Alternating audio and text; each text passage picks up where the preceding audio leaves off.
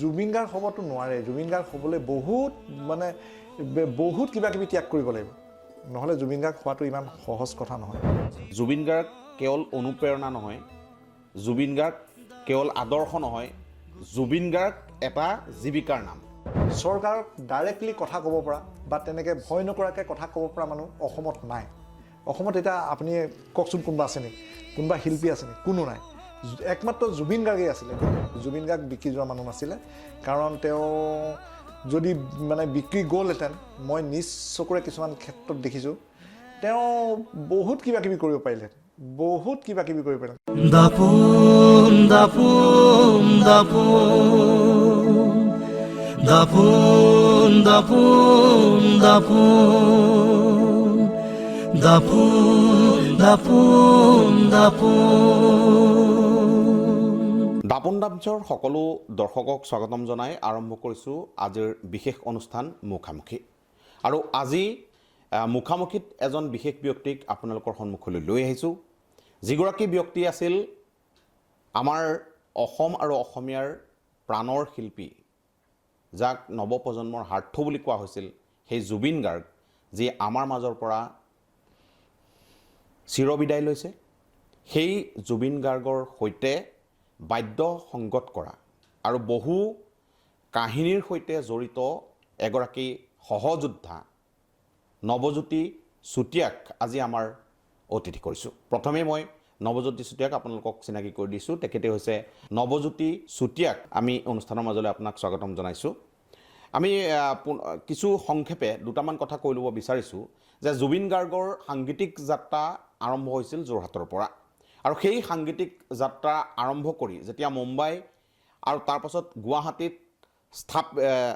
Establish হৈছিলে আৰু সেই যি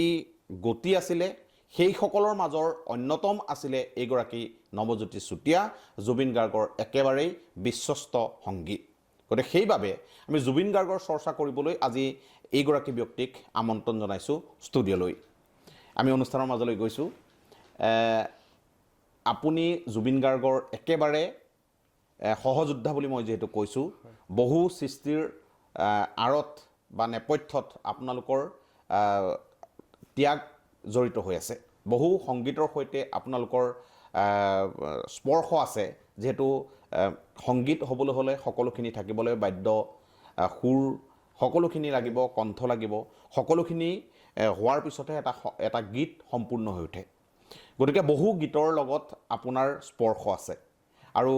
প্ৰথমেই আমি জানিব বিচাৰিছোঁ যে কেতিয়া জুবিন গাৰ্গৰ সৈতে আপোনাৰ সংযোগ হৈছিল মোৰতো জুবিন গাৰ্গৰ লগত একচুৱেলি বাল্যকালতেই আমি লগ পাইছিলোঁ সকলো একেলগে আমি যেতিয়া মেট্ৰিক দিছিলোঁ তাৰপিছতে আমি লগালগ হৈছিলোঁ মানে মেট্ৰিকৰ পিছত এইটো 1988তে আমি লগালগ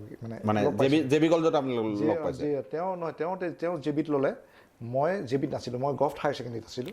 আমি তেনেকৈ লগ হৈছিলোঁ কিন্তু লগ হৈ পেলাই আমি ধৰক যদিও যোৰহাটখন এতিয়াহে ডাঙৰ হৈছে তেতিয়া যোৰহাটখন ইমান মানুহ নাছিলে কম সংখ্যক মানুহ যিকেইজন মানুহ চিনিয়ে পায় ইজন এজনক তেতিয়া যিকেইজন আমি মিউজিক কৰিছিলোঁ ইজন এজনক চিনি পাওঁ আৰু তেনেকুৱা সময়ত এনেকুৱা এটা হৈছিলে জুবিন গাৰ্গে যেতিয়া গান গাবলৈ যায় তেতিয়াতো এনেকুৱা ড্ৰামছ বা কিবা ইমান বেছি নাছিলে সেইটো টাইমত কাৰণ আৰু তেওঁ প্ৰথম ওলাইছেও সেইটো সময়ত গতিকে তেওঁ তেতিয়া গীটাৰ এখনে কীবৰ্ড এখনে লৈ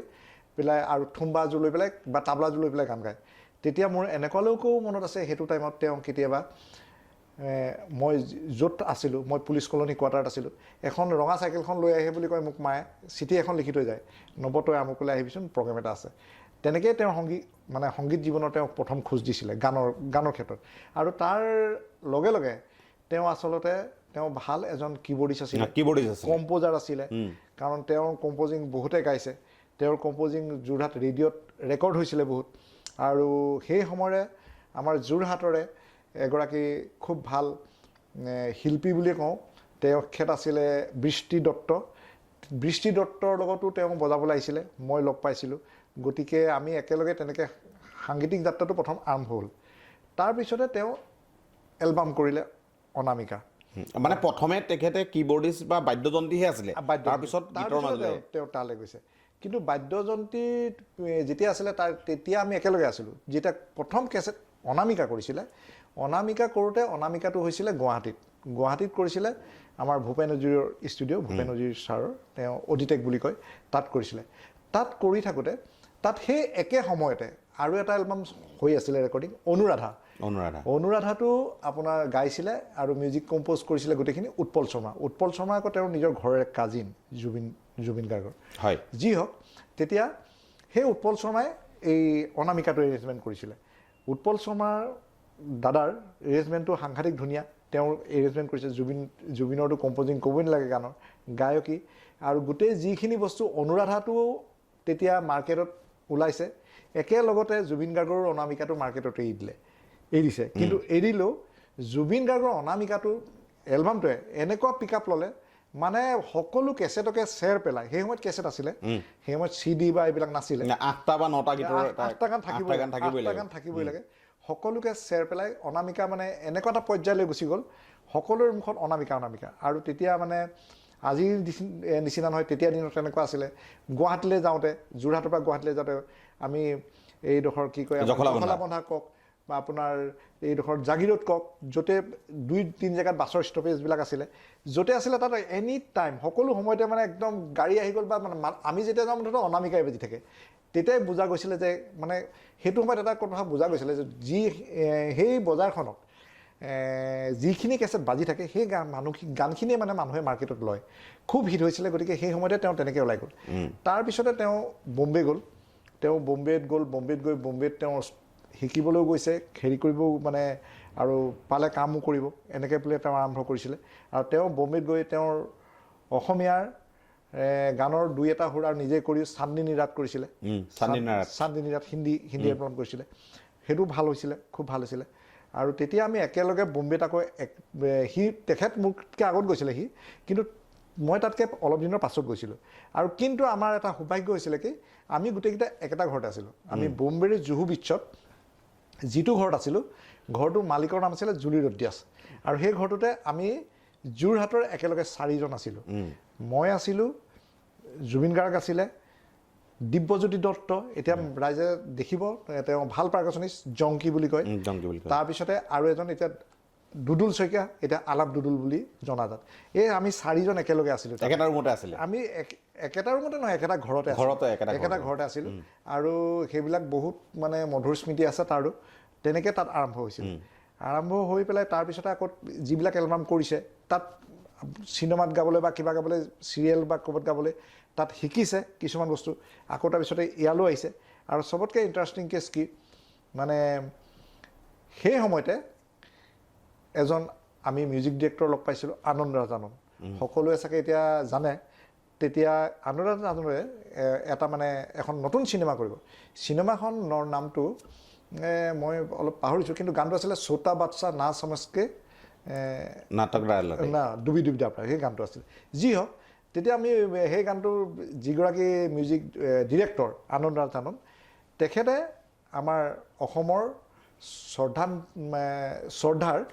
সাউণ্ড ৰেকৰ্ডিষ্ট তেখেতৰ নাম হ'ল যতীন শৰ্মা তেওঁক ক'লে যে মোক ভাল এজন মিউজিক মানে এৰেঞ্জমেণ্ট কৰা মানুহ লাগে কম্প'জিং তেওঁ কৰিছে এৰেঞ্জমেণ্ট কৰা লাগে তেতিয়া দুদুলক ক'লে যে তুমি যাবা গৈ পেলাই কামটো কৰিবা আৰু এনেকৈ তাৰপিছতে আমি লগতে থাকোঁ একেটা ঘৰতে তোমালোকো যাবা একেলগে গোটেইখিনি কামটো মিলাই কৰিবা কিন্তু মেইন কামটো দুদুলক দিছিলে তেতিয়া দুদুল জুবিন মই আমি চব গ'লোঁ তাৰমানে জুবিন এইকাৰণেই কথাটো কৈছোঁ আমি যেতিয়া গ'লোঁ আজিৰ দিনত ধৰক এজন কম্প'জাৰ বা এজন মানে কম্প'জিং কৰা যিজন মানুহ মিউজিক ডিৰেকশ্যন যিজনে কৰিব সেইজনে হাৰমনিয়ামখন বা গীটাৰখন লৈ স্কেল কিবা এটা বস্তু লৈ পেলাই বজাই পেলাই গায় কিন্তু বম্বেত তেতিয়া দেখিছিলোঁ যে তেওঁলোকে ইমান কীবৰ্ড হাৰমনিয়াম একো বজাই গাব পৰা নাছিলে তেওঁ যেতিয়া ঘৰলৈ গ'লোঁ তেওঁ এটা VIP লৈ VIPটোতে কটক কাটা কেনেকৈ বজাই পেলাই গানটো শুনাইছিলে গানটো শুনালে জুবিনেও শুনিলে আমিও শুনিলোঁ গুচি আহিলোঁ প্ৰথম দিনাখন আপুনি শুনিলোঁ গুচি আহিলোঁ তাৰপিছতে তেওঁ ক'লে যে ঠিক আছে আকৌ 4 দিনমান পিছত মাতিছে জুবিনে মানে তেতিয়াই বুজি পাইছিলে যে মোৰ সৃষ্টিবিলাক বহুত ওপৰত আমিতো বুজিছিলোঁ সি নিজেও ভাবিছিলে তেতিয়া কি কৈছিলে এইবিলাক মিউজিক কম্প'জাৰটোলৈ বাদ দে মই নাযাওঁ নকৰোঁ এনেকুৱা আৰু সেই কামটোকে পিছত আমাৰ অসমৰ ধ্ৰুৱ ফুকন দেৱে কৰি পেলাই সেই গানখিনি হিট মাৰিছিলে কিন্তু সেইখন একচুৱেলি তেতিয়া এই দুদুল শইকীয়া জুবিন মই আমি বা জংকি আমিয়ে একেলগে গৈছিলোঁ কৰিবলৈ যেনেকৈ নহওক বাৰু কপালত নাছিলে সেইটো নহ'ল তাৰপিছত জুবিনেতো নিজৰ এইবিলাক ইয়ালি চিয়ালি বহুত গান গাইছে, সকলোত আহিছে। এনেকৈ সাংগীতিক যাত্ৰাটো বম্বেত তেনেকৈ আৰম্ভ হৈছিল আমাৰ। মই বম্বেত পিছে 3 বছৰহে থাকিলোঁ তেওঁলোকৰ লগত। 3 বছৰ থাকি মই আকৌ যোৰহাটলৈ আহিছিলোঁ কিবা ঘৰুৱা কামত। তাৰপিছতে মই গুৱাহাটী গ'লোঁ। গুৱাহাটীতে আকৌ তেওঁক লগ পালোঁ। তেওঁ গুৱাহাটীলৈ আহে, বম্বেলৈ যায়। আকৌ তাৰপিছতে গুৱাহাটীত একেলগ হৈ গ'লোঁ। আৰু গুৱাহাটীতলৈ মই গৈছোঁ 2001ত। মোৰ খুব সৌভাগ্য বুলিয়ে ক'ম, কাৰণ জুবিনৰ সেই সময়ত আপোনালোকে চাগে গম পাব, মন চিৰিজ বুলি এটা এলবাম চলিছিল। মন চিৰিজ মানে প্ৰত্যেক বছৰে এটা ওলায়, 8টা গান ওলায়, 8টা গান। হিয়া মন ওলাইছিলে, তাৰপিছত আকৌ হিয়া মন, ৰিঙা ৰিঙা মন, আলসুৱা মন, এনেকৈ মনটো থাকে। তেতিয়া মই 2001ৰ পৰা কিন্তু শেষলৈকে যিমানখিনি মন চিৰিজ ওলালে শেষলৈকে কিন্তু মই সকলোতে বজালোঁ। লিডাৰ ঢোলক কোনোবা গানত তাবলাও বজাইছোঁ। এতিয়া এনেকুৱা হয় কোনোবা এটা গানত দুযোৰ তাবলা লাগে, কিবা লাগে, তাত ময়ো বজাইছোঁ। এতিয়া ৰাজাদায়ো বজাইছে, ৰাজাই গৈছে, ৰাজাও বজাইছে। ৰাজাই গৈছে কিন্তু ৰাজা 2008 মানৰ পৰা ৰাজাই বজাইছে। তাৰ আগৰখিনি তেতিয়া বজাইছিলে জুবিনৰ গোটেই গানখিনিত বজাইছিলে মেইনলি তাবলা পৱন বৰদলৈ ছাৰ, আপোনাৰ সীমান্ত বৰুৱা, দুযোৰ তাবলা থাকে। ঢোলক মেইনলি 3জন থাকে। এজন আছিল আমাৰ ৰাজকুমাৰ ৰবিদাস, আন এজন দিলীপ মজুমদাৰ, আন এজন মই। মানে আমাৰ এটা 5জনীয়া এটা গ্ৰুপ, লিডাৰৰ গ্ৰুপ। আমি 5জনে সকলোতে বনাওঁ। আৰু ঠিক যেনেকৈ অকল আপুনি মডাৰ্ণ বুলিয়ে নহয়, আপোনাৰ যিবিলাক আপোনাৰ টোকাৰী হওক, চুটি শালকি, কিবা কিবি, লীলামতীৰ বিয়া, অ' ফুলেশ্বৰী, তাৰপিছতে টোকাৰী গীত, সেইবিলাকতো মই বজোৱা। লোকগীত টোকাৰী মানে সকলোতে আমি তাৰমানে কি হৈছিলে সেইটো সময়ত, এতিয়াও যিকেইজন মিউজিচিয়ান এষ্টাব্লিছ হৈ যায়, ভালকৈ জানে যে এইকেইজন মানুহে ভালকৈ বজাব পাৰে, এজন এৰেঞ্জাৰে কেতিয়াও নতুন ল'ৰাজন নি পেলাই ষ্টুডিঅ'ত যুদ্ধ কৰি নাথাকে। সেইকাৰণে যিকেইজন এষ্টাব্লিছ হৈ যায়, এৰেঞ্জাৰ যোনেই নহওক কিয় তেওঁক মাতে বজাবলৈ, তেওঁলোক কেইজনক মাতি পেলাই মানে বজুৱায়। গতিকে মোৰ সেইফালৰ পৰা খুব সৌভাগ্যৱান, তেওঁৰ গোটেই গানখিনি বজালোঁ। আৰু তাৰ মাজতে এটা কথা কওঁ, মই শেষৰ চিনেমা ৰৈ ৰৈ বিনালে তালৈকে বজালোঁ। কিন্তু লাষ্ট যোৱা তেওঁ ঢুকোৱাৰ পিছত যোৱা আপোনাৰ 12 তাৰিখে অক্টোবৰ 12 তাৰিখে এটা গান আকৌ ৰেকৰ্ড কৰিবলগীয়া হ'ল ৰৈ ৰৈ বিনালেৰ। গানটোৰ ট্ৰেকটো মানে অকণমান কিবা কিবি হৈ থাকিলে আগত কৰিলে। হয়তো জুবিন গাৰ্গে ভাবিছিলে চাগে এইখিনিত মই বেলেগ কৰিম বা কিবা কৰিম, হয়তো তেওঁ ভাবিছিলে চাগে, কিন্তু তেওঁতো এতিয়া নাই। গতিকে বস্তুটো এতিয়া চিনেমাখন ৰিলিজ দিব লাগে, যেতিয়া গানটো শুনিলে, গানটো ৰাজেশ ভূঞা শুনি চালে, দীপকেশ বুঢ়াগোহাঁই বুলি কয়, জুবিনৰ লগত কীবোৰ্ড বজায়, তেওঁ শুনি চালে। তাৰপিছত ৰাজায়ো বোলে শুনিলে, শুনাৰ পিছত মোক ফোন কৰিলে। ৰাজাই বোলে নৱদা তুমি ক'ত আছা? মই বোলো এনেকৈ মই বোলে কাইলৈ এটা কাম কৰাচোন, এই গানখিনিটো থাকি গ'ল, হেৰি নহ'ল, গানখিনি বজাব লাগে। এইটো আপোনাৰ অক্টোবৰ 12 তাৰিখৰ কেছ। 12 তাৰিখৰ দিনাখন গৈছোঁ বোলে ৰেকৰ্ডিং কৰিবলৈ, ডিজিট কৰিছোঁ, কাৰণ তেওঁৰ জুবিনৰ নিজৰ ষ্টুডিঅ'ত ৰেকৰ্ডিং হোৱা নাই। কাৰণ এতিয়া ঘটনাত CIDও কিবা কিবি চাই আছে বুলি কৈছে। গতিকে আমি তাত গৈ পেলাই মানে ছেটআপটো চুব নোৱাৰোঁ, জুবিনৰ যিটো ছেটআপ আমি খুচৰিব নোৱাৰোঁ। গতিকে কিন্তু চিনেমাখন যেতিয়া ৰিলিজ দিব, গতিকে কামটো কৰিব লাগিব। গতিকে আমি ডিজিট ৰেকৰ্ডিংটো কৰিলোঁ, আকৌ গানটো কৰিবলৈ গ'লোঁ। গৈ পেলাই মানে গানটো শুনি চালোঁ। হয়তো তেওঁ চাগে তাত য'ত আমাৰ খালী বা কিবা মানে যেন লাগিব লাগিছে, হয়তো তেওঁ চাগে কিবা ভাবিছিলে, পৰিকল্পনা কৰিছিলে। যেতিয়া তেওঁ নাইকটো সেইখিনি কিবা এটা কৰিবই লাগিব চিনেমাখন ৰিলিজ দিয়াৰ কাৰণে। আমি গোটেইকেইজনে মিলি আকৌ তেনেকৈ কিবা এটা কৰি থৈ আহিলোঁ, গানটো কৰিলোঁ। কিন্তু ইমানেই দুখ লাগিছে আপোনাক কি ক'ম, তাৰমানে তেওঁ যেতিয়া আমি বজাওঁ, তেওঁ থাকে, তেওঁ ফ্ৰণ্টত থাকে, বা কেতিয়াবা ফোন কৰি কয়, নৱ তই এইটো কৰ, ৰাজা তুমি এইটো কৰা, নৱ তই এইটো কৰিবি, এনেকৈ তেওঁ মানে ডিৰেকশ্যনটো দি দিয়ে, ফোনত হ'লেও দি দিয়ে। আমি তেনেকৈ কামটো কৰি থৈ আহোঁ। কিন্তু সেইদিনাখন যেতিয়া কৰিব লৈছোঁ, তেওঁৰ চিনেমা, তেওঁৰ লাষ্ট গান এইটো চিনেমাৰ, মানে কিবা লাগি গৈছে, একদম নোম দাম খাই গৈছে। মানে আপোনাৰ খুব আমি আৱেগিক হৈছিলোঁ সেইটো টাইমত। তথাপিতো যি হওক, খুব মানে কামটো যিমান পাৰিলোঁ মনপুত্ৰ ধৰি কৰিলোঁ। তাৰপিছত পিছদিনাখন আকৌ আপোনাৰ বেকগ্ৰাউণ্ডৰ কাম আছে বুলি ক'লে, বেকগ্ৰাউণ্ডৰ কাম কিবা কিবি ৰাজাই বজাবলৈ গ'ল, বেকগ্ৰাউণ্ড মোৰ বজোৱা নহ'ল। কিন্তু লাষ্ট গানটো মই বজাই থৈ আহিলোঁ। সেইখিনিকে কৈছোঁ তেওঁৰ বিষয়ে। আৰু কি ক'ম, তেওঁতো আৰু ক'ব মানে মিউজিকৰ যিখিনি আছিলে ক'বলৈ একো বাকী নাই কাৰণ তাৰ আগতো ইয়াৰ আগতো যিখন চিনেমা ওলাইছে আপোনাৰ ভাইমন্দাৰ বাইপিকখনত এটা গান আছে শুনিছে চাগে আপোনালোকে এৰাৰি খুব ভাল লাগিছিলে গানটো এৰাৰি গানটো বজাওঁতে সেইটো গানত আপুনি তাবলা দুযোৰৰ কথা ক'লত সেইটোও মনত পৰিলে তাত আমি তাবলা দুযোৰ বজাইছোঁ মই আৰু ৰাজাই বজাইছোঁ দুযোৰ তাবলা সেই গানটো বজাওঁতে মানে ডিৰেকশ্যনটো কেনেকৈ দিয়ে মানে এই কথাটো ক'ব গৈছোঁ যাওঁতে গানটোৰ কিবা তাৎপৰ্যটো বুজাই দিয়ে আপোনালোকক যে এইটো শুনি ল ভালকৈ নেকি নাই গানটো তেওঁ শুনে চাগে তেওঁ নিজেতো মানে তেওঁ গানটো বজাই তেওঁ ঘৰত মানে 4-5 বাৰ শুনি পেলাই একদম মানে ৰিদমত নাচি মেলি শুনি থাকিব বঢ়িয়া এইটো এনেকৈ মানে কৈ থাকিব এনেকৈ অলপ মানে গাটো দেখিছে ন গাটো অলপ নাচি থাকে মানে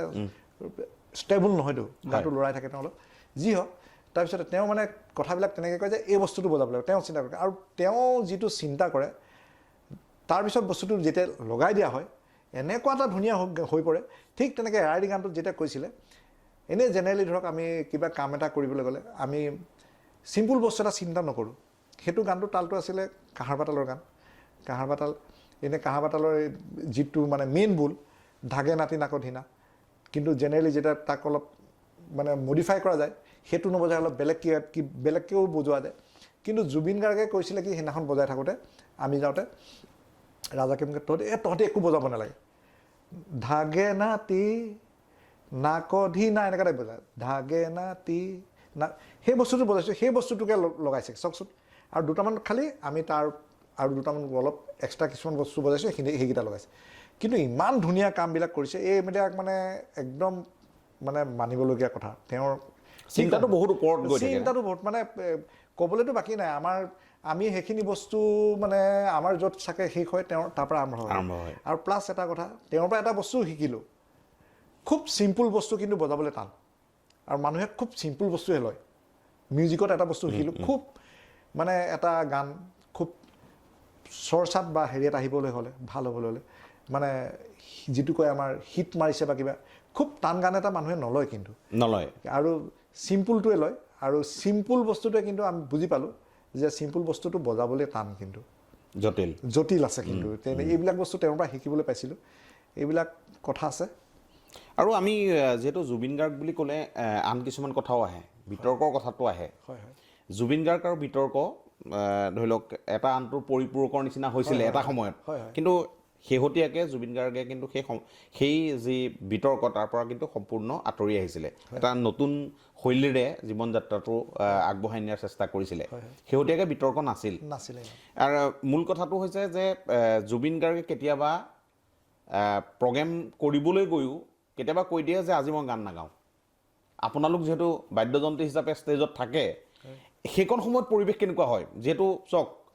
জুবিন গাৰ্গে গীত পৰিৱেশন কৰাৰ কাৰণে এটা শকত পৰিমাণৰ মাননি দিয়া হৈছে এগ্ৰিমেণ্ট কৰা হৈছে তাৰপিছত যেতিয়া গায়কজনে যদি মোৰ আজি মন নাই মই গান নাগাওঁ বুলি কয়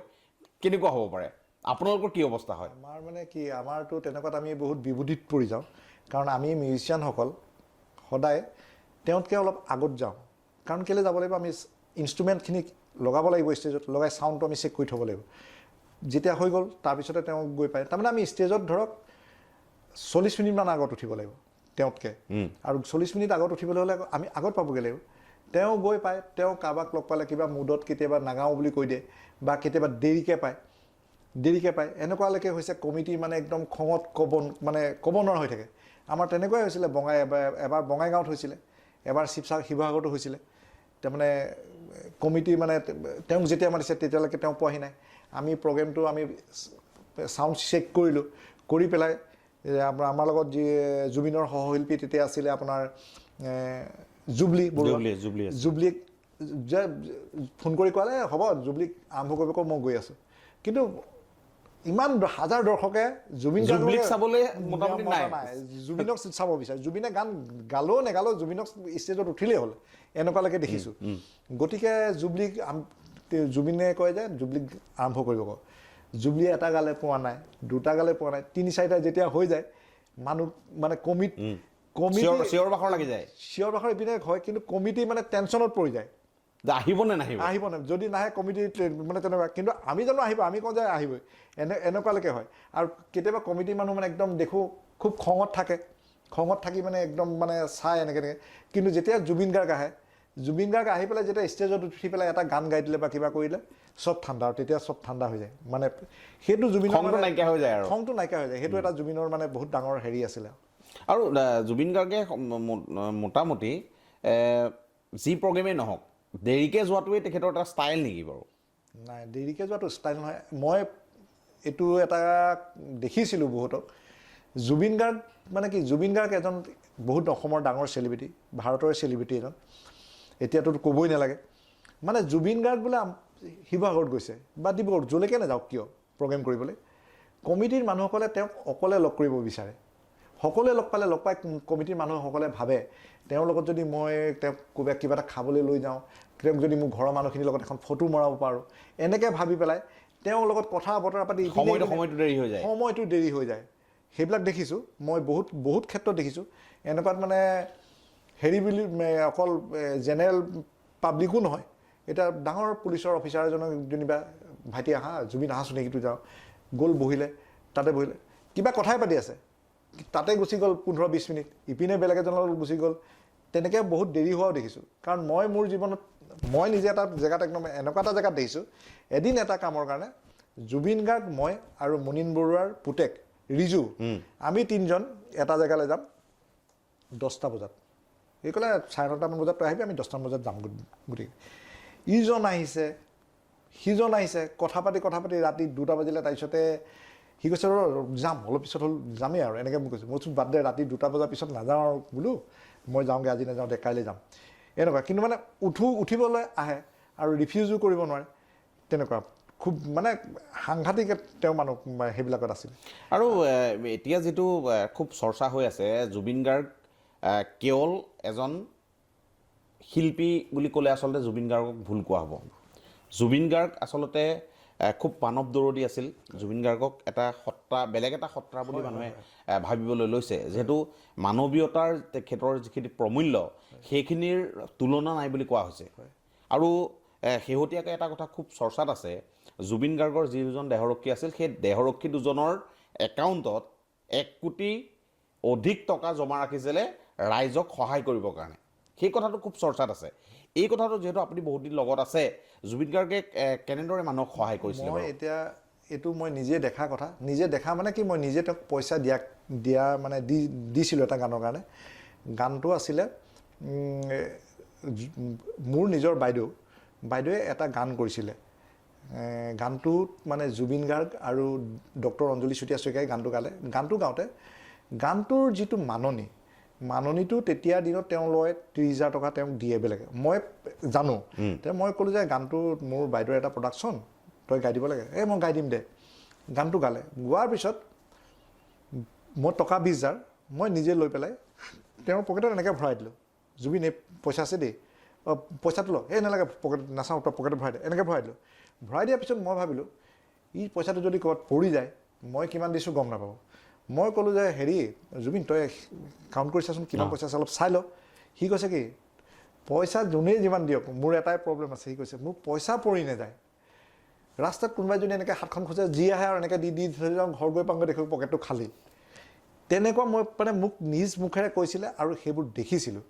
গতিকে তেওঁৰতো একদম মানে অন্তৰখন খুব ভাল আছিল আৰু এনেকুৱা এটা ঘটনাও দেখিছোঁ এবাৰ আমাৰ নিজৰ ক্ষেত্ৰত ঘটিছিলে আমি গোটেই গ্ৰুপটো প্ৰগ্ৰেম কৰিবলৈ গৈছিলোঁ আপোনাৰ ৱেষ্ট বেংগল প্ৰগ্ৰেম হ'ল আৰু তেতিয়া গোটেইসোপা আমি ট্ৰেইনত গৈছোঁ আকৌ পিছদিনাখন আমি ট্ৰেইনত ঘূৰি আহিম ঘূৰি আহোঁতে আমি ষ্টেচনত আহিলোঁ কিন্তু আহি ষ্টেচন পাওঁতে 10:30 বজাৰ দিনত নেক্সট ডে প্ৰগ্ৰেমৰ নেক্সট ডে ট্ৰেইনখন লেট ট্ৰেইনখন আহিব আপোনাৰ 3:30 বজাত বহুত দেৰি লেট ৰখিবলগীয়া হ'ল ৰখি আছোঁ তাৰপিছতে আমি কৰিলোঁ কি ষ্টেচনতে আৰু এনেই এনজেপিত বহি মেলি এনেকৈ হেৰি কৰি আছোঁ আৰু তাৰপিছতে এজন বুঢ়া মানুহে পূজাৰ সময়ত দুৰ্গা পূজাৰ অলপ কেইদিনমান আগত অলপ খেলনা বস্তু লৈ পেলাই বিকি আছে তাৰপিছতে তাৰপিছত আমাৰ লগত কীবৰ্ডিষ্ট দীপকেশ বুলি কয় তেওঁ দুইজনে গৈ পেলাই এনেকৈ চালোঁ আৰু খেলনা বস্তু কাৰণ মোৰ নিজৰ ল'ৰা আছে বুলি কিবা লৈ যাব পাৰি নেকি এনেকৈতো মনলৈ কিবা এটা আহে চালোঁ চাই মেলি এনেকৈ আমি দুইটাই চালোঁ বস্তুৰ দুই এটা দাম সুধিলোঁ তাৰপিছতে কিবা এটা মুঠতে লোৱা নহ'ল দুইজন ঘূৰি আহিলোঁ কিন্তু জুবিন গাৰ্গে কথাটো মন কৰি আছিলে নেকি তেওঁ উঠি গ'ল অলপ পিছত উঠি গৈ পেলাই বুঢ়াজনৰ লগত কথা পতা দেখিছোঁ বুঢ়াজনৰ গোটেই বস্তাখিনি যিমান বস্তু আছিলে গোটেই বস্তুখিনি কিনি পেলালে কিনি লৈ আহি পেলাই বস্তাটো লৈ আনি পেলাই মাজত আমাক দি পেলাই কৈছে কি ইয়াত যিমান বস্তু আছে তহঁতৰ যাৰ যাৰ ল'ৰা ছোৱালী আছে ভাগ কৰি লৈ যা ঘৰত চিন্তা কৰকচোন আপুনি অন্তৰখন কেনেকুৱা হ'ব লাগিব আজিৰ দিনত তেনেকুৱা এজন মানে অকল গান গালেই নহ'ব আজিৰ দিনত গান গালে এই মানে এজন গায়ক হ'ব পাৰিব শিল্পী বোলা বস্তুটো শিল্পী শব্দটো আৰু বিশেষকৈ জুবিন গাৰ্গ হ'ব নোৱাৰিব জুবিন গাৰ্গ হ'বতো নোৱাৰে জুবিন গাৰ্গ হ'বলৈ বহুত কিবা কিবি ত্যাগ কৰিব লাগিব নহ'লে জুবিন গাৰ্গ হোৱাটো ইমান সহজ কথা নহয় আৰু আমি কিছুমান কথা আচলতে আপুনি যিহেতু এজন বাদ্যযন্ত্ৰী বা জুবিন গাৰ্গৰ লগত দীৰ্ঘ সময় আছে ৰৈ ৰৈ বিনালেতো আপুনি 13 তাৰিখেও আপুনি তাত বাদ্য সংগত কৰিবলগীয়া হৈছে সেই চিনেমাখনৰ গীতত গতিকে জুবিন গাৰ্গ মানে এক জীৱিকাৰ নাম জুবিন গাৰ্গ হ'ব পাৰে মই এটা বেলেগ চেন্সত কৈছোঁ কথাটো আপুনি কেনেদৰে ল'ব মই নাজানো যে জুবিন গাৰ্গ কেৱল অনুপ্ৰেৰণা নহয় জুবিন গাৰ্গ কেৱল আদৰ্শ নহয় জুবিন গাৰ্গ এটা জীৱিকাৰ নাম অৰ্থাৎ বহু মানুহক জীৱিকা দিছিলে কিন্তু জুবিন গাৰ্গে জুবিন গাৰ্গৰ কাৰণেতো বহুত মানে এখন যেতিয়া প্ৰগ্ৰেম কৰিবলৈ যায় জুবিন গাৰ্গৰ লগত কমেও 100জন মানুহ থাকে 100জন মানুহ থকা মানে তেওঁলোকৰ পৰিয়ালকেইটা চলি আছিলে আজি ধৰক তেওঁ এলবাম কৰে কিবা কৰে ময়ে হওক কোনোবাই আমি বজাওঁ তাৰ বিনিময়ত আমি এটা মাননি পাওঁ আমি ধুনীয়াকৈ চলি থাকিব পাৰোঁ মানে ধুনীয়াকৈ চলে এতিয়াতো যিটো চিটুৱেশ্যন হৈছে হ'ল এতিয়া কাৰণ আমাৰ অসমৰ যিটো চিনেমা ইণ্ডাষ্ট্ৰিটোতো একেবাৰে মৰি গৈছিলে সেইটোতো জুবিন গাৰ্গে উঠাই আনিছিলে এতিয়া যিটো মই আপোনাক সেই কথাটোকে ক'ব খুজিছোঁ কেৱল আপোনালোকৰ সাংগীতিক ক্ষেত্ৰখনেই নহয় যিটো আমাৰ চলচ্চিত্ৰ উদ্যোগ সেই চলচ্চিত্ৰ উদ্যোগটোক প্ৰাণ সঞ্চাৰ কৰা মানুহজন কিন্তু জুবিন গাৰ্গ এতিয়াৰ একমাহ হ'ব হ'ল এতিয়া ভাবিছোঁ যে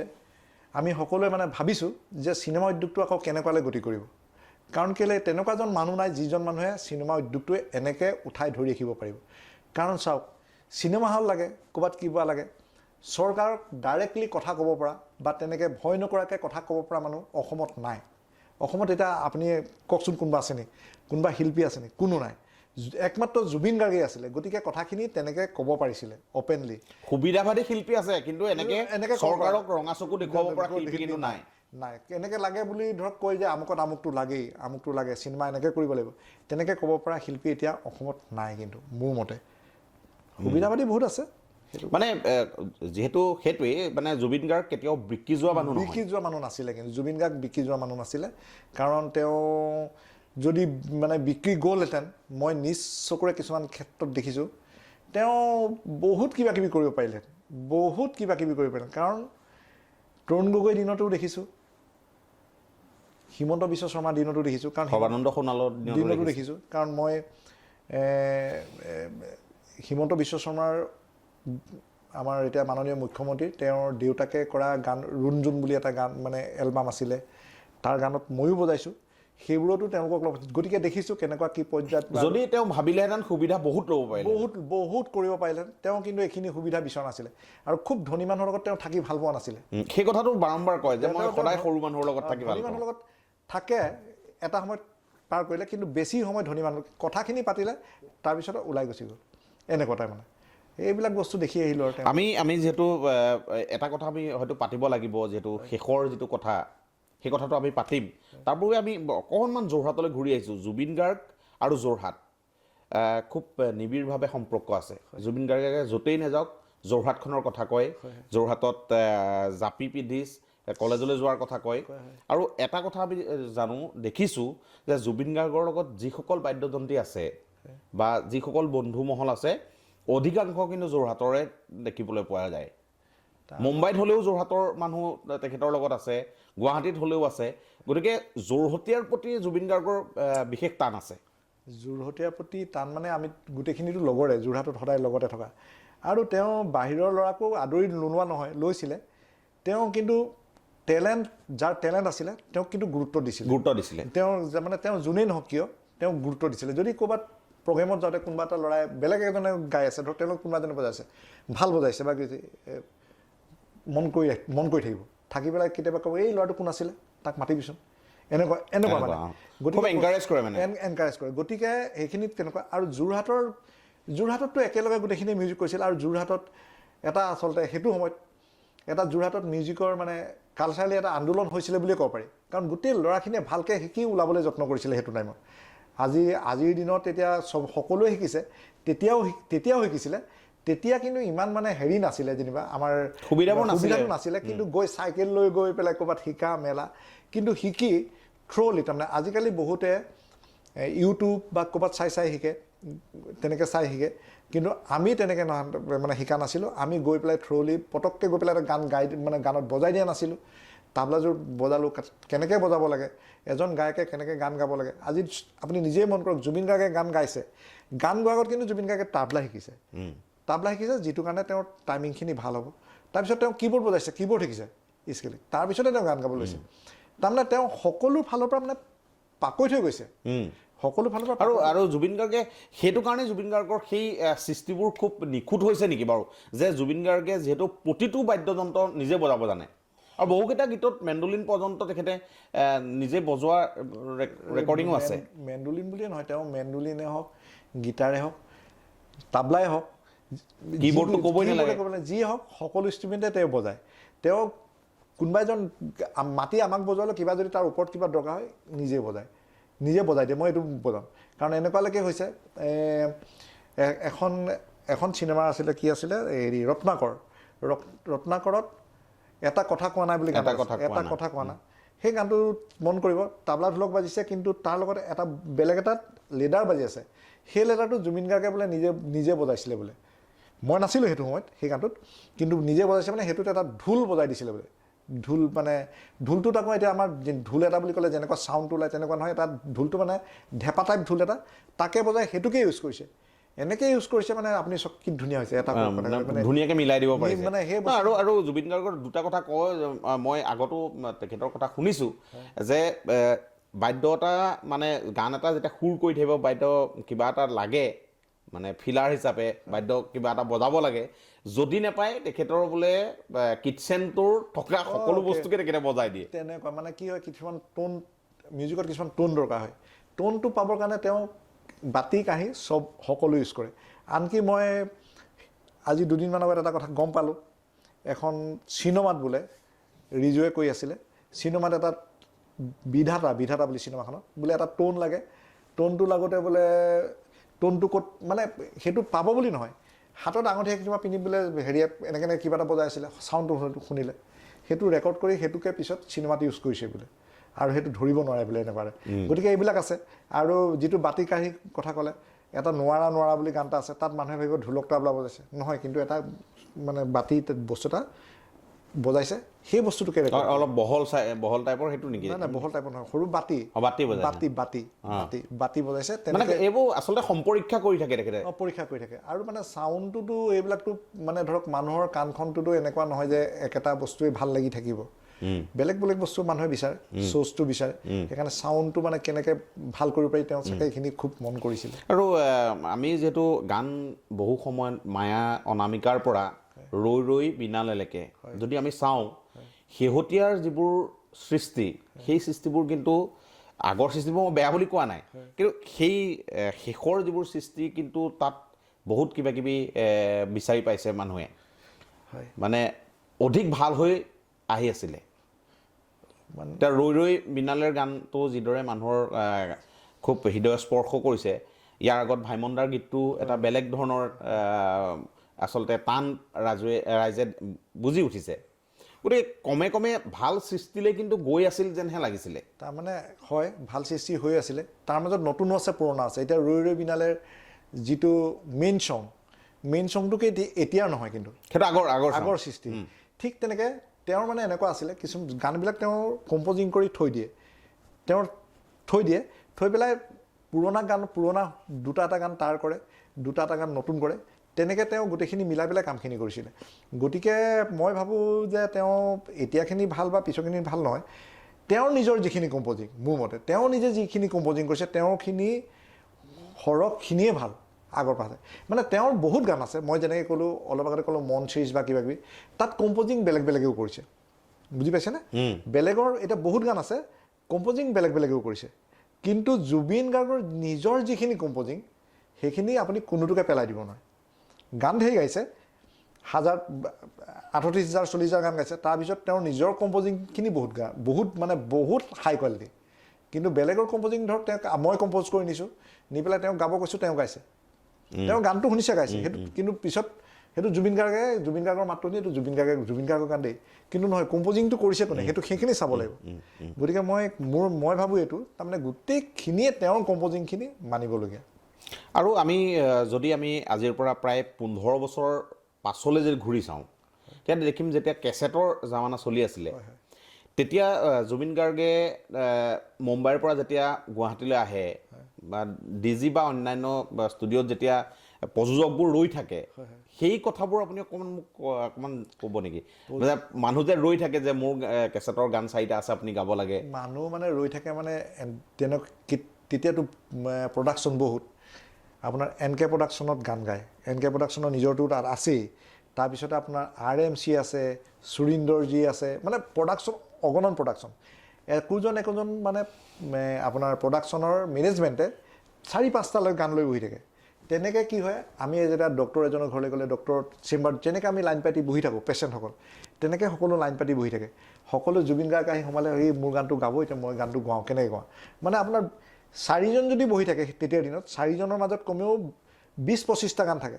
আৰু 20-25টা গান গাই দিবলৈ জুবিন গাৰ্গক বিশেষ টাইমো নালাগিলে হয় 36টালৈকে গাইছে টাইম নালাগে কিন্তু তেওঁ মুডৰ ওপৰত কথা তেওঁ মন গ'ল কোনোবাজনক মাতিলে বা দুজনক মাতিলে গালে কিন্তু একদম মানে পইচা লৈ একদম ৰাইজ ৰেডি ফুল ৰেডি কিন্তু তেওঁ মানে সেইটো তেওঁ এটা আছিলে যে মোৰ নিজৰ মনটোৱে ক'ব লাগিব মোৰ নিজৰ ক্ষেত্ৰতো দেখিছিলোঁ এবাৰ মই এটা মানে মডাৰ্ণ ছং এটা গোৱাৰ কাৰণে এবাৰ কৈছিলোঁ যে এইটো বোলে তই বোলে এটা কাম কৰ আজি মই অনুপম শইকীয়া ষ্টুডিঅ'লৈ যাম তই আহিবি গ'লোঁ গৈ পোৱাৰ পিছত তেতিয়া প্ৰথমতে মই যোৱাৰ পিছতে এটা বেংগলী গান আছিলে তাৰপিছতে বিহুখিনি আছিলে জুবিন গাৰ্গে কৈছিলে মই বিহু গাই দিলে এতিয়া যদি প্ৰথমে বিহু আৰম্ভ কৰোঁ ৰেকৰ্ডিং পিছত মোৰ এই মডাৰ্ণৰ মুডটো নাথাকিব গতিকে মই এতিয়া নাগাওঁ প্ৰথমতে সেই বেংগলী গানটো গাইছিলে তাৰপিছত মোক ক'লে কি তই আজি হেৰি নহয় তোৰটো কাইলৈ পৰহিলৈ তই থাক মোৰ লগত থাক বুলি কৈ ৰাতিপুৱা 4টামান বজালৈকে ৰাখিছে তাৰপিছত বিহুখিনি গাইছিলে সেইবিলাক দেখিছোঁ গতিকে মানে তেওঁৰ মুডৰ ওপৰত কথা তেওঁ আৰু তাতকৈও ডাঙৰ এটা বস্তু দেখিছিলোঁ মই বোম্বেত এবাৰ জুবিন গাৰ্গৰ ঘৰত একেলগে আছিলোঁ থাকোঁতে জুবিন গাৰ্গে ময়ে আমি আৰু লগৰ 2-3জনে আমি এই মাইনাদা যতীন শৰ্মা ষ্টুডিঅ'লৈকে গৈছিলোঁ মাইনাদাই ক'লে যে জুবিন তোমাক এজন প্ৰডিউচাৰ বিচাৰি আহিছে চাইনাৰ পৰা এজন প্ৰডিউচাৰ আহিছে প্ৰডিউচাৰজন ৰৈ আছে কাইলৈ তুমি 10:30 বজাত গানটো গাই দিবা মই কৈ দিম এনেকৈ বুলি ক'লে তাৰপিছতে মোক জুবিনৰ লগত মাইনাদাই দেখিছে আৰু চিনিও পায় মাইনাদাই তুমিও আছে কাইলৈ বুলি জগাই মেলি 10:30 বজাত লৈ আহিবা হ'ল ঠিক আছে কম দিয়ক তেনেকৈ বুলি ক'লোঁ আৰু গোটেইকেইজন গুচি আহিল সেইটো দিনৰ কথা ইভিনিং 7টামান বজাত বোম্বেত জুবিনে ক'লে বৈ ওলাই যাওঁ অলপ ঘূৰি গাড়ীত ঘূৰি ৰাতিপুৱা 3:30 বজাত সোমালোঁ জুবিনৰ ঘৰ সোমাই আৰু ভাত পানী খাওঁতে তাতে আকৌ 4:30 বাজিলে তাৰপিছতে বিচনাত শুবলৈ গৈছোঁ শুওঁতে মই তাক কৈছোঁ যে মানে সি মোক লৈ গ'ল মই বেলেগ ৰুমত শুইছিলোঁ এই নালাগে তই তই মোৰ লগত শুই তাৰপিছতে গৈ শুওঁতে তেতিয়া মই কৈছোঁ বোলে কাইলৈ ৰাতিপুৱা উঠিব লাগিব মই তোক জগাই দিম দেই তই এলাৰ্মটো দি থৈ মোক জগাই দিবি শুলোঁ এলাৰ্ম যেতিয়া বাজিলে সাৰ পালোঁ মই সাৰ পাই তাক জগালোঁ ঐ যাব হৈছে উঠ এনেকৈ জোকাই দিছোঁ ই চকীত এনেকৈ মেলি চলে চাবলৈ কৈছে অ' হেৰি নহয় বুজিছ নাই নাযাওঁ বুজিছ নাই যাব হেৰি তই শুই থাকোঁ বোলে মাইনাদাই বেয়া পাব মানে তইতো ফোনটো অফ কৰ শুই থাক বোলে মানে এনেকুৱা মানে তেওঁৰ মুডৰ ওপৰত কথা আছিলে চাইনাৰ পৰা আহি প্ৰডিউচাৰ বহি থকা পিছতো কোৱা নাছিলে এইটো কিন্তু মোৰ একদম নিজৰ চকুৰ আগৰ ঘটনা গতিকে এইবিলাক কথা মানে পইচা দি কিনিব নোৱাৰিছিলে মনটোৱে যি ক'ব সেইটোৱে কৰিব পইচা দি কিনিব নোৱাৰিছিলে মনটোৱে যিটো ক'ব সেইটো ক'ব আৰু মই লগৰ 3-4জনৰ মুখত শুনিছোঁ যেতিয়া 30,000 40,000 টকাকৈ লৈ আছিলে কোন এজনী ছোৱালীয়ে এগৰাকী ছোৱালীয়ে এটা গান গোৱালে গোৱাৰ পিছত ছোৱালীগৰাকীয়ে মানে বহুত পইচা নাই এনেকৈ কি ক'লে হ'ব এনেকৈ বুলি ক'লে এই লগ দাদা কিবা এটা দিছোঁ বুলি এনেকৈ দি থৈ গ'ল চোৱা নাই আৰু দিছে নালাগে বুলিয়ে কৈছিলে তাৰপিছতে অলপ পিছত কোনোবা এজনে কিবা পইচা এটা বিচাৰিলে উলিয়াই চালে তাত 4,000মান টকা মানে য'ত নেকি 30,000 টকা লয় তাত 4,000 টকা দি থৈ গৈছে 4,000 টকাটো উলিয়াই পেলাই তেওঁ চবকে ক'লে যে আমি কিবা কিবি খাওঁ মানে জুবিন গাৰ্গ তেনেকুৱা মানুহ আছিলে মনৰ ওপৰত কথা আছিলে যে পইচা বহুত দিলেও নাগাব পাৰে পইচা নিদিলেও গাব পাৰে এনেকুৱা এটা মনটোৰ কাৰণ এইটো কাহিনী এইটো চাগে জানে বোম্বেৰ যেতিয়া আপোনাৰ হিমেশ ৰেশমিয়াই যে মাতিছিলে যেতিয়া জুবিন গাৰ্গ বোম্বেত হিট হৈছিলে হিট হোৱাৰ পিছত হিমেশ ৰেশমিয়া বোম্বেৰ তেখেতে জুবিনক কিবা গান গাবলৈ মাতিছিলে জুবিনে ক'লে যে মই বোম্বেত গান গাব এতিয়া নাযাওঁ যদি কাম আছে তই ইয়ালা অসমলৈ তেতিয়া হিমেশ ৰেশমিয়াই ক'লে যে নহয় তই বোম্বে মই তোক ডাবুল পইচা দিম তেতিয়া জুবিনে কৈছিলে যে তই ইয়ালে তই এয়াৰপৰ্টত নমাৰ লগে লগে তোক মই টকাই ফুটি দিম এনেকৈ বুলি কৈছিলে গতিকে মানে এইটো কথা নহয় হিমেশ ৰেশমিয়াই বা কোনোবাই মাতিলেই যে যাব সেইটো কাৰণে কথা আৰু সেই কথাটো কৈছোঁ যে জুবিন গাৰ্গ ইমান দিন মুম্বাইত থাকিলে কিন্তু মুম্বাইত থাকিলেও সদায় অসমখনলৈ মানুহজনৰ এটা বিশেষ মন আছিলে সেইটো একদম সেই কথাটো মানে মই আপোনাৰ কি ক'ব এই ক্ষেত্ৰত অসমখনলৈ মন আছিলে মানে নিজৰ মাতৃভূমিলৈ মৰমটো বহুত বেছি আছিলে তেওঁ কাৰণ কেলে আমি যেতিয়া বজাই আছিলোঁ 2006-07ত সেই সময়ত আমাৰ আলফাৰে হওক ক'ৰবাত কিবা কিবি বোম ব্লাষ্ট বা কিবা কিবি হৈ থাকিলে যেতিয়া জেনেৰেল পিপুল মৰে বা আমাৰ পুলিচেও গৈ সেইটো সময়ত আৰ্মিও গৈ ক'ৰবাত কিবা কিবি কৰে য'ত তেনেকুৱা এটা ঘটনা ঘটে তেতিয়া জুবিন গাৰ্গে মানে কিছুমান কথা কৈছিলে যে মানে এই বস্তুখিনি কেলৈ হৈ আছে কিন্তু বহুত মানুহে চিন্তা নকৰে বহুত গায়ক গায়িকাই চিন্তা নকৰে কিন্তু জুবিন গাৰ্গে এইখিনি কিন্তু চিন্তা কৰিছিলে আৰু চিন্তা কৰাৰ কাৰণে হয়তো সেইটো সময়ত মনত আছে পৰেশ বৰাৰ লগতো কিবা এটা হৈছিলে 2008 মানত কিবা কথা কটাকটি অলপ হৈছিলে সকলোৱে চাগে বিহু মঞ্চত হিন্দী বহুত কিবা কিবি হৈছিলে কিন্তু পিছলৈ হেৰি হ'ল মানে পিছলৈ জুবিন গাৰ্গৰ লগত পৰেশ বৰাই কথা পতা হ'ল আৰু তাৰ আগতেও পৰেশ বৰাৰ এখন বোলে প্ৰগ্ৰেম আছিলে বুলি শুনিছোঁ বাংলাদেশত পাতিছিলে বোলে তাৰপিছতে সেই প্ৰগ্ৰেমখনৰ কিন্তু চৰকাৰে ভিছা নিদিলে কাকোৱে সেই এনেকৈ শুনা কথা সেইখিনি আমাক এতিয়া লৈ গ'লেও আমাক ধৰক আমাক পাছপৰ্ট আমাৰ পাছ থাকে তেনেকৈয়ে যোৱা হয় গতিকে আমি শুনা কথা সেইখিনি আৰু পিছতো জুবিন গাৰ্গেচোন নিজে অপেনেই কৈ আছিলে যে মই পৰেশ বৰাৰ লগত ফোনত কথা পাতি থাকোঁ সঘনাই কথা পাতি গতিকে কথাবিলাক তেনেকুৱালৈ গ'ল মানে অসমখন যথেষ্ট ভাল পোৱাৰ কাৰণেই মুম্বাই গুচি আহিছিলে অসমখন ভাল পাইছিলে আৰু অসমখনত যদি তেওঁ নাহিলেহেঁতেন আপুনি নিজে চিন্তা কৰক তেওঁ যদি নাহিলেহেঁতেন অসমৰ অকল গানকেইটা যদি তেওঁ তাৰ পৰা গাই থাকিলেহেঁতেন তেওঁ কেইটামান পইচা পালে হয় বা তেওঁৰ গানখিনি চলিলেহেঁতেন কিন্তু অসমত যিমানখিনি মানুহে চিনেমা উদ্যোগটো হ'ল আপোনাৰ কেছেটৰ উদ্যোগটো যেনেকৈ চলিলে মই অলপ আগতে ক'লোঁ ঢেৰ প্ৰডিউচাৰ বহি থাকে সকলো প্ৰডিউচাৰে বিচাৰিব কি মই ইমানটো পইচা লগাইছোঁ তাৰ বিনিময়ত যদি অলপ মই পইচা বেছি পাওঁ মই নেক্সট আকৌ এটা কাম কৰিম আৰু সেই পইচাখিনি কোনে পায় যি প্ৰডিউচাৰ লগায় সকলো এটা আমাৰ মিউজিচিয়ান বা অসমৰ সকলোৰে এটা ভাগ হৈ যায় আৰু ঠিক তেনেকৈ সেই প্ৰডিউচাৰসকলে অকল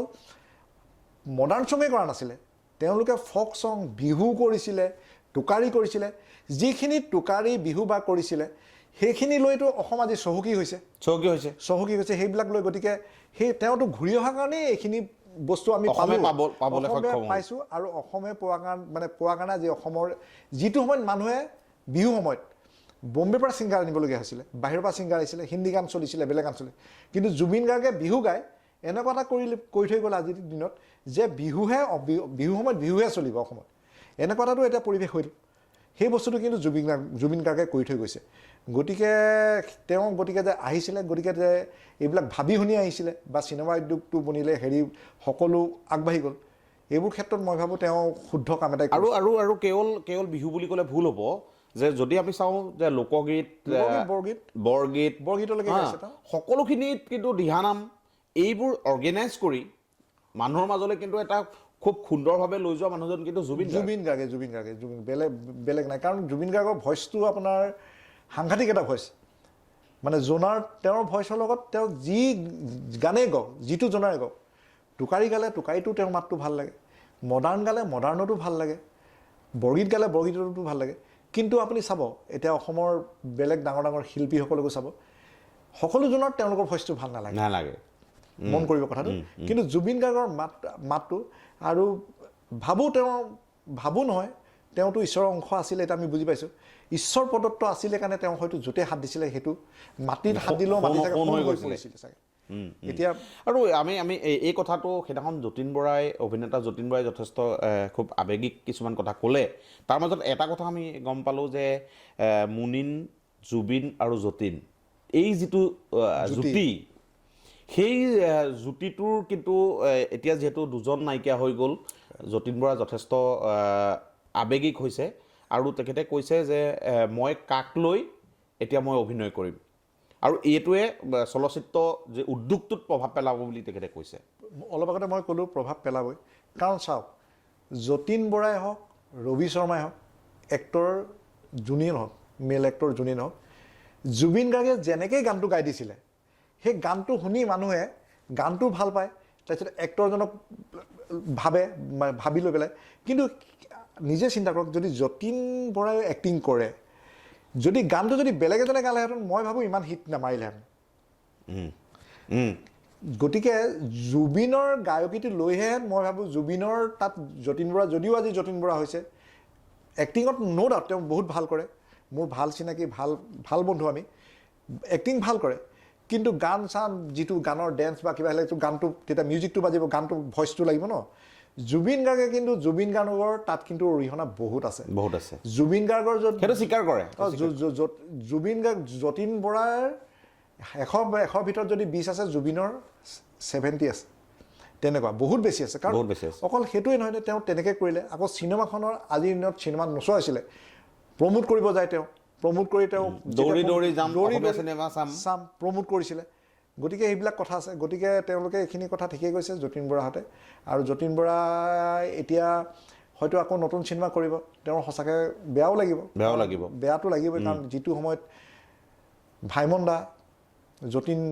বৰা আৰু জুবিনে যিটো সময়ত কাম কৰিছিলে, তেওঁলোকৰ জুতিটো সঁচাকৈ মানিবলগীয়া। তেওঁলোকে যিটোৱে কৰিছিলে ছুপাৰ ডুপাৰ হিট হৈছিলে।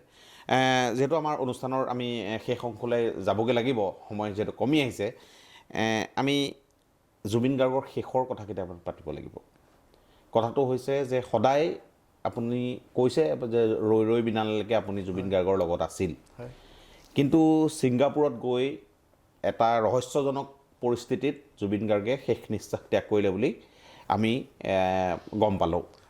কিন্তু আজিও সেয়া ধূসৰ হৈ আছে যে প্ৰকৃততে কি ধৰণে জুবিন গাৰ্গে মৃত্যু সাৱটি দিব লগা হ'ল, আজিও ধূসৰ।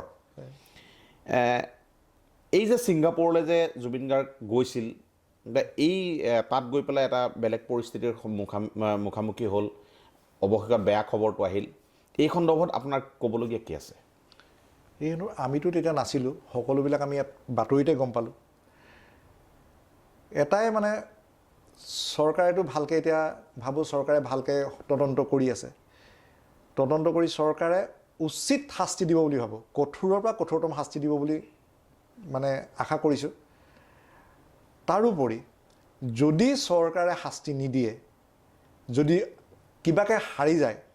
মই ভাবোঁ অসমৰ 3,40,00,000 মানুহৰ প্ৰাৰ্থনা অথলে নাযাব। কাৰণ এইবাৰতো দেখি গ'ল দুৰ্গা পূজাত কেনেকুৱা দুৰ্গা পূজাত মানুহ তেনেকৈ নাই। দুৰ্গা পূজাত য'ত দুৰ্গাৰ মূৰ্তি আছে, মাৰ, দেৱী মাৰ, তাৰ আগতে জুবিন গাৰ্গক সেৱা কৰিছে, শ্ৰদ্ধাঞ্জলি জনাইছে, তাৰপিছতে গৈ মাক সেৱা কৰিছে। গোটেই মানুহখিনিয়ে মনৰ দুখত গৈ পেলাই মাক ন্যায় ব্যৱস্থাটোৰ কাৰণে যাতে যিজন দোষী শাস্তি পায় প্ৰাৰ্থনা কৰিছে। গতিকে হাৰি গ'লেও মই ভাবোঁ, মই বিশ্বাস কৰোঁ ওপৰত এজন ভগৱান আছে, 3 কোটি মানুহৰ সেই প্ৰাৰ্থনাটো অথলে নাযায়। আৰু মই শেষত এটা কথাই ক'ব বিচাৰোঁ, চৰকাৰলৈ মোৰ পৰা এটা অনুৰোধ থাকিব যে আমাৰ এটা সাংস্কৃতিক বিভাগ আছে, সাংস্কৃতিক বিভাগ আছে, সাংস্কৃতিক বিভাগৰ মন্ত্ৰী আছে, তেওঁলোকে তেওঁ এটা কথা মন কৰিব লাগে যে আমি অকল জুবিন গাৰ্গক বুলিয়ে নহয়, তেওঁলোকে কৈ থাকে ডক্টৰ ভূপেন হাজৰিকা, জয়ন্ত হাজৰিকাদেৱ, এতিয়া শেষলৈকে জুবিন গাৰ্গক আমি জীয়াই ৰাখিব লাগিব। আমি কেনেকৈ জীয়াই ৰাখিম? আমি অকল শ্ৰদ্ধাঞ্জলি জ্বলালে জীয়াই নাথাকিব। তেওঁ যিখিনি কৰ্ম কৰিছিলে, কৰ্মাঞ্জলি কৰিব লাগিব, তেওঁৰ বস্তুখিনি শুদ্ধ ৰূপত কৰিব লাগিব। এতিয়া দেখিছোঁ শেহতীয়াকৈ বহুতো গায়ক গায়িকাই তেওঁলোকৰ গানবিলাক বিকৃত ৰূপত গাই আছে, বিকৃত ৰূপত ফেচবুকত পষ্ট কৰিছে, ক'ৰবাত কিবা কৰিছে। আমাৰতো এইটো আপোনাৰ সাংস্কৃতিক বিভাগটো আছে, মানুহ এজনে ক'ৰ পৰা পষ্ট কৰিছে কি কথা গম পায়। গতিকে মই চৰকাৰলৈ এইটো অনুৰোধ থাকিলে যাতে তেনেকুৱা মানুহখিনিকো ধৰি এটা বিহিত ব্যৱস্থা লয়, নহ'লে জুবিন গাৰ্গৰ যিখিনি সৃষ্টি সেইখিনি অৰিজিনেল সৃষ্টিখিনি বেলেগ হৈ যাব, মানুহে সেই ভাল বস্তুটো পিছত নাপাবগৈ। সেইটোৱে মোলৈ শেষত মই চৰকাৰলৈ অনুৰোধ থাকিল। আমি ধন্যবাদ জনাইছোঁ, যিহেতু বহু সময় আমি কথা পাতিলোঁ। সদৌ শেষত আমি দুটামান এনেকুৱা মুহূৰ্তৰ কথা আমি জানিব পাৰিম নেকি য'ত জুবিন গাৰ্গৰ মাজত সোমাই থকা মানুহজনক আমি দেখিবলৈ পাম মেমৰেবল মানে যিটো মুহূৰ্ত কেইটামান ঘটনা মেমৰেবল মুহূৰ্তটোতো এতিয়া বহুতেই আছে মই হেৰি খুব মানে মোৰ লগতে ধেমালি কৰা কথা এটা ক'ব বিচাৰিছোঁ সি তাৰমানে মোক মানে যেতিয়া ষ্টেজত বজাওঁ নহয় ষ্টেজত বজাবলৈ গ'লে কেতিয়াবা মোক কয় কাণ আছে ঐ মোলোৱা মোক এনেকৈ আগৰ পৰাই মোক মোলোৱা বুলি কয় ঐ মোল এনেকৈ বুলি কয় তাৰপিছতে মই বোলো ঠিক আছে ৰহ তোক মই এদিন কাউণ্টাৰ এটা দিম এনেকৈ মনতে ভাবি আছোঁ 2 দিনমানৰ পিছত এখন ফাংচন আছিলে দিলে আপোনাৰ ষ্টেজৰ হেৰিয়াৰ ওপৰত উঠি পেলাই উঠি দিলে উঠি দিয়াৰ পিছত সি মোলৈ চাইছে মই তালৈ চাইছোঁ সি লাহেকৈ মোচলৈ আহিছে মই বোলো এতিয়া তই কচোন মোলোৱা কোন বুজিছ নাই তাৰপিছতে এনেকৈ চাই পেলাই গুচি গ'ল আৰু তাৰপিছতে চাই পেলাই গুচি গ'ল সেইদিনাৰ পৰা কিন্তু মোক আৰু সি সেইটো ধেমালি নকৰা হ'ল আৰু যি হওক সেইটোকে ক'লোঁ আৰু ষ্টেজত জুবিন গাৰ্গ উঠিলে ষ্টেজটোৰ ৰূপেই সলনি হৈ যায় সাংঘাতিক ৰূপেই সলনি যায় এইটো ক'বই নালাগে মই জীৱনত যেতিয়া জুবিন গাৰ্গৰ লগত প্ৰথম বজাইছিলোঁ প্ৰথম দিনাৰ অভিজ্ঞতা কৈছোঁ একদম প্ৰথম দিনাৰ অভিজ্ঞতা এইটো আপোনাৰ গুৱাহাটীৰ অভিজ্ঞতা কৈ আছোঁ 2002 অভিজ্ঞতা কৈছোঁ কাৰণ তেতিয়া আমি যোৰহাটৰ পৰা তাৰ আগতে যদিও বজাইছিলোঁ যোৰহাটত আমাৰ চাউণ্ড বা যিটো মিউজিকৰ ছিষ্টেম হেভি নাছিলে গুৱাহাটীত এটা চাউণ্ড ছিষ্টেম ভাল চাউণ্ড ছিষ্টেম পোৱা যায় গতিকে চাউণ্ডটো ভালকৈ ওলায় প্ৰডাক্টটো ভালকৈ ওলায় তাৰপৰা যেতিয়া প্ৰথম দিনাখন মই বজাইছিলোঁ 2002ত সেইটো সময়ত জুবিনৰ সঁচাকৈ ভইচ ডেকাও আছিলে ভইচ কোৱালিটি বৰ ধুনীয়া আছিলে শেষলৈকে ভাল মই গাঁৱতে বজাওঁতে মই মানে বজাইছোঁ নহয় মই নিজে মানে গানটো শুনি ফিলটো লৈ সঁচাকৈ গাইছেনে সঁচাকৈ বজাইছোঁনে আমি বজাইতো আছোঁ কিন্তু মানে সঁচাকৈ গাইছেনে মানে এইবিলাক চাই মানে সোমাই মানে নিজৰ ফিলটো মানে ক'ব নোৱাৰা গৈছোঁ গতিকে এইটো মোৰ বুলিয়ে নহয় চাগে সকলোৱে মানুহে জুবিন গাৰ্গৰ গীতত এই বস্তুটো বিচাৰি পাইছিলে নহ'লে কেতিয়াও ইমান হাজাৰ জনতাই জুবিন গাৰ্গৰ শ্ব' চাবলৈ নগ'ল হয় কেতিয়াও নগ'ল হয় মই ভাবোঁ কাৰণ বহুতো বম্বেৰ পৰা বহুতো শিল্পী আহে দেখিছোঁ আমি একেখন ষ্টেজতে একেদিনাই আপোনাৰ শ্ৰেয়া ঘোষালেও কৰিছে জুবিন গাৰ্গেও কৰিছে আপোনাৰ বম্বেৰ আৰু এটা গ্ৰুপ আছিলে 3-4টা গ্ৰুপে কৈছোঁ কিন্তু আমাৰ লগত মানুহখিনিয়ে যেনেকৈ এনজয় কৰিছিলে দেখিছিলোঁ সেইটো শ্ৰেয়া ঘোষালৰ হাতৰ লগতো কৰা দেখা নাছিলোঁ আমি ধন্যবাদ জনাইছোঁ বহু সময় আজি আপুনি আমাক দিলে আৰু বহু নজনা কথা হয়তো আজিৰ এই অনুষ্ঠানৰ যোগেদি আমাৰ দৰ্শকসকলে জানিবলৈ পালে আৰু আমি পৰৱৰ্তী সময়ত আমি পুনৰ এনেকুৱা ধৰণৰ বিষয় লৈ আপোনাৰ সৈতে এদিন আলোচনা কৰিম গতিকে আজি আপোনাক অনুষ্ঠানৰ পৰা বিদায় জনাইছোঁ আৰু আমি দৰ্শকসকলক এটা কথা জনাইছোঁ যে এইগৰাকী নৱজ্যোতি চুতীয়া জুবিন গাৰ্গৰ সৈতে দীৰ্ঘ সময় বাদ্য সংগত কৰিছিলে আৰু বহু স্মৃতি জড়িত হৈ আছে জুবিন গাৰ্গৰ সৈতে তেখেতে বহু কথা ক'লে আৰু বহু কথা হয়তো ক'বলৈ বাকী থাকিল কিন্তু এটা কথা আমি স্পষ্ট ৰূপত আমি স্বীকাৰ কৰিবই লাগিব যে জুবিনবিহীন অসম এতিয়া কোন পথে গৈছে সেই কথাও আমি অনুধাৱন কৰিব লাগিব জুবিন গাৰ্গক আচলতে জাতি ধৰ্ম বৰ্ণ নিৰ্বিশেষে সকলো শ্ৰেণীৰ লোকে অন্তঃকৰণেৰে ভাল পায় আৰু তাৰেই প্ৰতিচ্ছবি দেখা গৈছে 19 ছেপ্টেম্বৰৰ পৰা আজিৰ দিনটোলৈকে সকলো ৰাইজ এতিয়া স্তব্ধ মানুহে হাঁহিবলৈ পাহৰি গৈছে মানুহে নিজৰ অনুষ্ঠান উদযাপন কৰিবলৈ পাহৰি গৈছে কিমান ভাল পাব লাগিব জুবিন গাৰ্গক আৰু সেই জুবিন গাৰ্গ এতিয়া কায়িকভাৱে আমাৰ মাজত নাথাকিলেও তেখেতৰ সৃষ্টিৰাজি সদায় আমাৰ লগত জিলিকি থাকিব কিন্তু এটা কথা আমি ক'ব লাগিব যে জুবিন গাৰ্গৰ ন্যায় প্ৰাপ্তিৰ আন্দোলনে যি ধৰণৰ এক ৰূপ ধাৰণ কৰিছে যিদৰে হিংসাত্মক ৰূপ ধাৰণ কৰিছে সেই হিংসাত্মক ৰূপে কেতিয়াও ন্যায় প্ৰাপ্তিত সহায় নকৰে সেয়েহে আমি সকলো জুবিন অনুৰাগী তথা গুণমুগ্ধক আমি শান্ত সমাহিতভাৱে নিজৰ প্ৰতিবাদ বা নিজৰ বক্তব্য দাঙি ধৰিবৰ কাৰণে আমি অনুৰোধ জনাইছোঁ আৰু আমি আশা কৰিছোঁ চৰকাৰেও সেইসকল অনুৰাগী অথবা গুণমুগ্ধৰ সেই দাবীক সন্মান জনাব আৰু কেতিয়াবা যদি প্ৰতিবাদো সাব্যস্ত হয় এই ক্ষেত্ৰত ৰাজ্যৰ গৃহ বিভাগ মুখ্যমন্ত্ৰী তথা অসম আৰক্ষীয়ে যাতে নমনীয় স্থিতি গ্ৰহণ কৰে, সেইসকল অনুৰাগীৰ ওপৰত যাতে দমনমূলক নীতি গ্ৰহণ নকৰে, তাৰ প্ৰতিও আমি আহ্বান জনাইছোঁ। যিহেতু জুবিন গাৰ্গক সকলো অসমৰ জনতাই যথেষ্ট আন্তৰিকতাৰে নিজৰ মানুহ বুলি আচলতে হৃদয়ত সংস্থাপিত কৰিছে, আৰু সেই মানুহজন যেতিয়া নাইকিয়া হৈ গৈছে, মানুহৰ খং ক্ষোভ হোৱাটো নিতান্তই স্বাভাৱিক। আৰু এনে ক্ষেত্ৰত আমি ধ্বংসাত্মক ৰূপ ল'বলৈ এটা পৰিৱেশ যাতে গঢ়ি তুলিব নোৱাৰে, তাৰ বাবেও কিন্তু প্ৰশাসন তথা চৰকাৰে এটা বিশেষ ব্যৱস্থা গ্ৰহণ কৰাৰ প্ৰয়োজন আছে, আৰু মুখ্যমন্ত্ৰী ডাঙৰীয়াই এই ক্ষেত্ৰত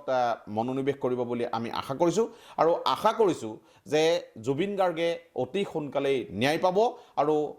3,40,00,000 যি অসমবাসী, সেই অসমবাসীয়ে জুবিন গাৰ্গৰ মৃত্যুৰ যি